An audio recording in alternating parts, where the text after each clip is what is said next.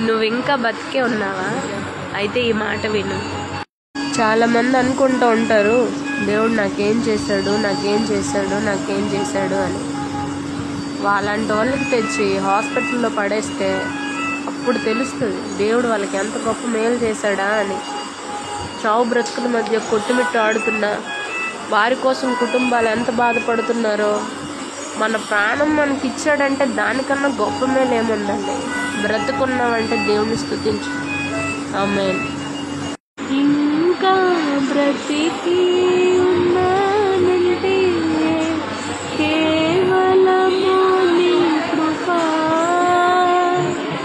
మెతుకు బ్రతుకు ఉన్నాయంటే కేవలము నీ కృప.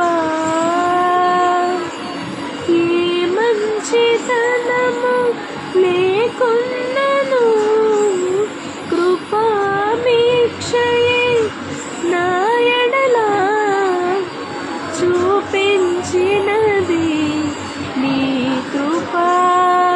నిలబెట్టుకున్నది నీ కృప, నీ కృప, నీ కృప.